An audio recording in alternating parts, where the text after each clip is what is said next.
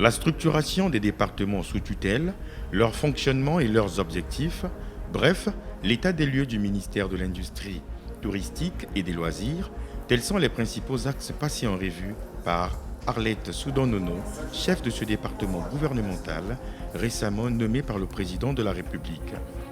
Après sa prise de fonction, c'est au cours de cette première séance de travail avec les différents animateurs des structures nationales rattachées à son cabinet que la ministre de l'Industrie touristique et des loisirs s'est entretenue sans langue de bois avec ses collaborateurs immédiats.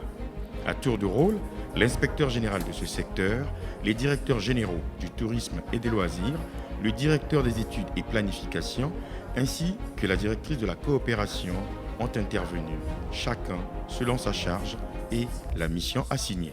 L'inspection générale du tourisme et des loisirs a aussi participé aux réunions du comité de direction chargé de faire le point sur les opérations de recouvrement de la taxe touristique sous la présidence de M. le directeur cabinet. Outre ces missions auprès des différentes directions, l'inspection générale du tourisme a procédé aussi à des contrôles directs auprès de quelques établissements de tourisme, d'hôtellerie et de loisirs afin d'apprécier le niveau de travail effectué par les services de ces différentes directions générales. Ces missions ont pour valeur d'enquête pour permettre à la tutelle de prendre des décisions conséquentes. Je vous remercie. Merci Madame la Ministre. La direction des études de la planification est une direction attachée au cabinet et régie par un texte spécifique de l'organisation de la direction. La direction a été créée par un décret 2009-233 du 14 août 2009 fixant la réorganisation de la direction de la planification au sein de tous les ministères. On lui assigne les missions suivantes: élaborer les stratégies du secteur et les plans d'action, les cadres de dépenses à moyen terme. Il veille également à la cohérence de la stratégie et de la mise en œuvre de tous les projets. Il réalise tous les travaux relatifs à la préparation des projets et des programmes du ministère. Suivre et contrôler tous les projets du ministère. Centraliser, analyser et interpréter les statistiques du ministère. Participer à la supervision de la gestion des marchés publics du ministère. Coordonner et suivre tous les plans du programme du ministère. Les accords qui ont été signés au niveau de notre département, nous avons la RDC en 2000, le Bénin en 2007, le Qatar en 2010, le Rwanda en 2011, la Turquie en 2013, la Namibie en 2013. Et nous avons une convention dans le cadre du partenariat public-privé avec la Chambre de commerce et de l'industrie France-Congo, qui est sur la même avenue que nous, située sur l'avenue Denis Sassou Nguesso. Les projets en cours de signature, il s'agit de la République de Maurice, le Cameroun, le Maroc, l'Office rwandais du tourisme, le Sénégal et la Côte d'Ivoire. Les projets en cours d'examen sont l'Afrique du Sud, l'Angola, le Sri Lanka, la Chine et un protocole d'accord relatif aux mesures de facilitation de tourisme et de commercialisation des produits touristiques avec la RDC. En ce qui concerne la production des statistiques, depuis la création de la DICID, de la Direction des statistiques, de l'information et de la documentation, des efforts ont été réalisés. Le Congo envoie de façon régulière des informations y afférentes à l'Organisation mondiale du tourisme. Il est présent dans les différentes publications de cette organisation, ce qui n'était pas le cas pendant plusieurs années. Nous publions presque régulièrement l'annuaire statistique du tourisme. Les deux dernières éditions, à savoir 2013 et 2014, viennent d'être publiées avec le concours des services de statistiques de plusieurs administrations publiques et l'Institut national des statistiques. Le Congo a reçu au cours de l'année 2014 un peu plus de 230 000 visiteurs. Et, il faut donc atteindre le chiffre de 500 000 visiteurs pour essayer effectivement d'être dans le quota des pays dits touristiques. Il est nécessaire de relever les freins à l'épanouissement et au rendement des agents de la Direction générale des loisirs, à savoir l'inexistence des locaux pouvant abriter la Direction générale. Je sais que vous avez déjà apporté des solutions. Le manque de matériel roulant pour faciliter le déploiement des agents dans les sites. Le manque d'accompagnement du personnel pour des formations permanentes afin de faire face à l'évolution des équipements de loisirs et à faire respecter la réglementation. Pour terminer, Madame la Ministre, le secteur de loisirs regorge d'immenses potentialités sous-exploitées. C'est un levier important du développement du tourisme dans notre pays. Je vous remercie. Prenant la parole à son tour, la ministre de l'Industrie touristique et des loisirs est revenue sur les orientations du chef de l'État pour ce nouveau programme quinquennal placé sous le sceau de l'économie et le social comme tracé dans la marche vers le développement. En indiquant quelques priorités pour le secteur, elle a aussi dégagé la politique actuelle de l'industrie touristique en orientant ses collaborateurs vers des pratiques et méthodes de travail nouvelles pour donner au tourisme congolais ses lettres de noblesse. Je vous remercie, mesdames et messieurs, pour avoir été très succinct. Moi, simplement d'entrée de jeu, je vais vous présenter quelque chose qui nous a été offert par le chef de l'État. Et le chef de l'État a pensé que les membres du gouvernement, qui semblaient également pour certains s'inscrire dans ces cris en termes de refrain, d'impunité, pendant les campagnes, il y a eu du populisme en ce sens qui a été fait. Il nous a simplement rappelé que la République est régie par des textes et que certains remontent à 1982 et qu'il nous demandait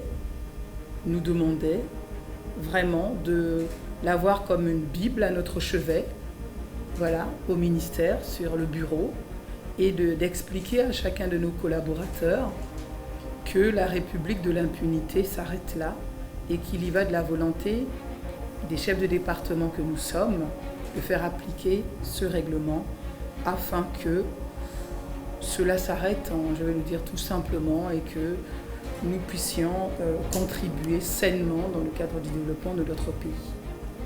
Pour ma part, je vais d'abord vous dégager c'est quoi la politique actuelle de façon générale, la vision du chef de l'État dans le cadre de la politique touristique et des loisirs. Nous allons vers une démarche un peu plus libéraliste. Ça veut dire quoi? Ce n'est pas à l'État d'investir dans le tourisme. Ce n'est pas à l'État d'investir. Nulle part au monde, le tourisme, c'est l'État. Nulle part au monde.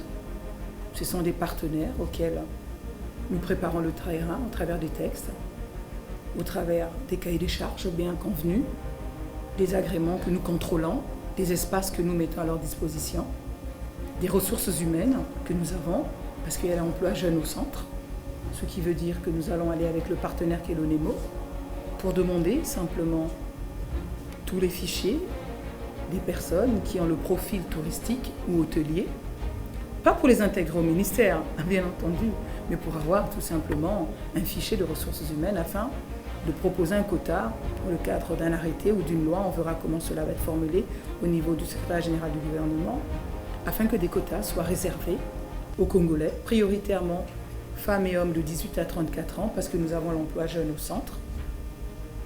Et pour nos doyens qui vont à la retraite, nous allons les retenir dans le cadre de guides touristiques, les envoyer sur les sites, pas pour qu'ils soient des agents du ministère, mais qu'ils soient des partenaires. Et nous veillerons à ce que, sur le plan de la sécurité sociale, ces démarches soient respectées, parce qu'ils ne sont plus des retraités, mais ils deviennent des employés de facto de ces nouveaux partenaires. C'est ça un ministère du Tourisme dans la tête de Denis Sassou Nguesso, chef de l'État du Congo. Je vous ai entendu. Les discours sont beaux, les projets sont alléchants, attrayants. Les textes sont bien polissés, bien rendus.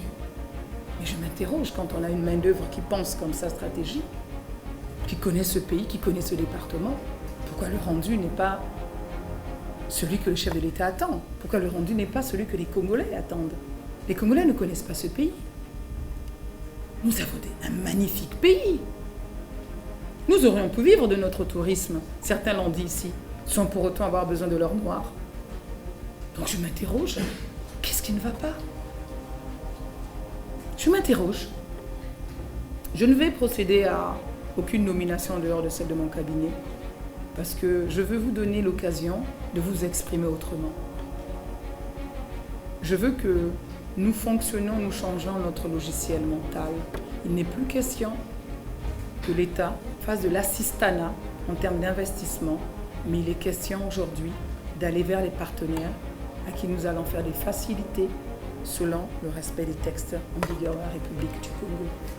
Ce qui veut dire que nous allons devoir changer nos mauvaises habitudes Il va falloir que nous nous approprions sérieusement les départements au travers des textes qui régissent et qui animent les départements.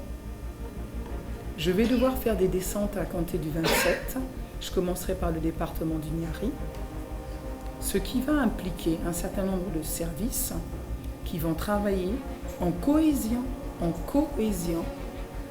J'ai un certain nombre de rencontres à mon cabinet qui préparent ma descente parce qu'il me faut toucher du doigt, au-delà des textes, au-delà des rapports, j'ai besoin de comprendre.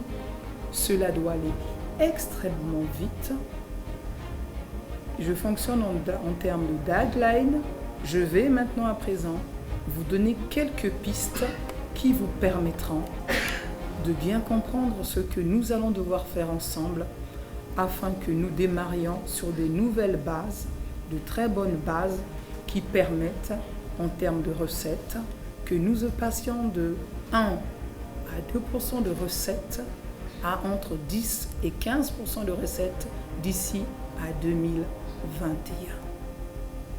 Et dans l'immédiat, je ne vais pas attendre 2021, mais je vais commencer déjà le mois prochain avec des actions fortes, parce qu'à l'occasion de mon déplacement, il y a déjà une démarche touristique qui va être mise en lumière, que nous allons aborder avec les personnes avec lesquelles nous serons en réunion et qui, bien entendu, par ricochet, vont répercuter ça au sein des différents départements. Je veux que nous décloisonnons les départements, que nous travaillons, nous sommes des vases communicants, transversaux. Le ministère l'est lui-même, nous ne pouvons pas travailler sans les Congolais qui sont les premiers membres du ministère du Tourisme parce que nous devons offrir la chaleur, l'humilité à ceux qui viennent ou à ceux qui, comme Congolais, vont dans la restauration. Nous devons veiller à l'accueil, tant à l'aéroport que dans les lieux publics. Donc la tâche est rude en termes de changement de mentalité. Prioritairement, je reviendrai sur l'implantation à l'aéroport Maya Maya de Brazzaville d'un office du tourisme. Cela est un impératif. Au cours des 2 prochains mois, je procéderai à l'ouverture de cet office du tourisme.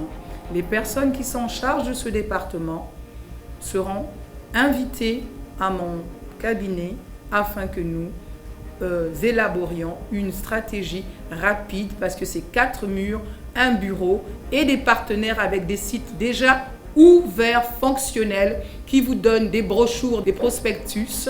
Nous devons avoir là tous les lieux sanitaires que l'on puisse trouver parce que le tourisme, c'est le transport, la sécurité, l'aspect sanitaire dans le même périmètre, les hôteliers, la restauration et les sites. Si tous ces points ne sont pas réunis, vous n'aurez pas de touristes tant congolais qu'extérieurs qui se posent la même question. Nous n'avons pas besoin de plusieurs années pour le comprendre, c'est un b.a.-ba. Donc nous allons arrêter avec les grands discours attrayants, alléchants. Nous allons devoir passer à la pratique. Et nous allons avoir au centre de Brazzaville également, comme dans tous les départements du Congo, de façon simultanée, des offices du tourisme avec un bureau et des affectations des cadres qui engorgent Brazzaville ou Pointe-Noire dans le cadre d'un déploiement pour la prise en compte et la mise en route de ces différentes structures. Et je pense que je suis ravie de vous avoir rencontré et je vous invite simplement à y adhérer également et je vous remercie.